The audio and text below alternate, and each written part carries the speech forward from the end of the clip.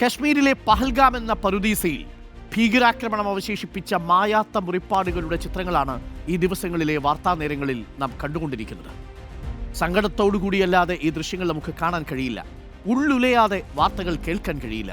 പ്രീതമന്റെ ഭൗതിക ശരീരത്തിന് മുന്നിൽ നിന്ന് പൊട്ടിക്കരഞ്ഞ് ആത്മാവിന് നിത്യശാന്തി നേരുന്ന ഹിമാൻഷി, സ്വന്തം രക്ഷയെപ്പറ്റി ചിന്തിക്കാതെ വിനോദസഞ്ചാരികളെ രക്ഷിക്കാൻ ഭീകരരുടെ തോക്ക് തട്ടിമാറ്റുന്നതിനിടെ ജീവൻ വെടിഞ്ഞ സയ്യിദ് ആദിൽ ഹുസൈൻ ഷാ. കണ്ണിൽ നിന്ന് ഇതുവരെ ഇവരാരും മാഞ്ഞിട്ടില്ല.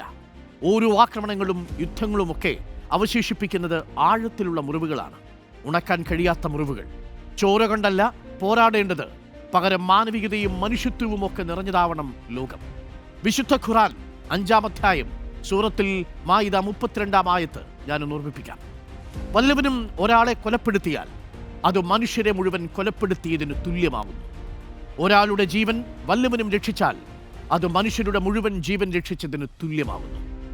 സയ്യിദ് ആദിൽ ഹുസൈൻ ചെയ്തത് ലോകത്തെ മുഴുവൻ രക്ഷിക്കാനുള്ള മനസ്സോടുകൂടിയാണ് സ്വന്തം ജീവൻ വെടിഞ്ഞത്, നമ്മുടെ സഹോദരങ്ങൾക്ക് വേണ്ടി. When I despair, I remember that all through history, the way of truth and love have always won. There have been tyrants and murderers, and for a time they can seem invincible. But in the end, they always fall. Think of it always. നിരാശപ്പെടുമ്പോൾ ചരിത്രത്തിലുടനീളം സത്യത്തിൻ്റെയും സ്നേഹത്തിൻ്റെയും വഴിയാണ് എപ്പോഴും വിജയിച്ചിട്ടുള്ളതെന്ന് നമ്മൾ ഓർമ്മിക്കണം. ഒരു കാലത്ത് സ്വേച്ഛാധിപതികളും കൊലപാതകികളും ഒക്കെ ഉണ്ടാകും.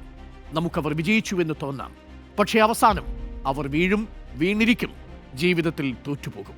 മഹാത്മാഗാന്ധിയുടെ വരികളാണ്.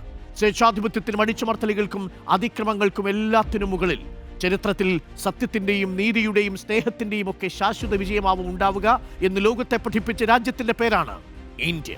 അതാണ് യാഥാർത്ഥ്യം. ഒറ്റക്കെട്ടായി നിന്നാൽ ഏതു വെല്ലുവിളികളെയും നമുക്ക് അതിജീവിക്കാം.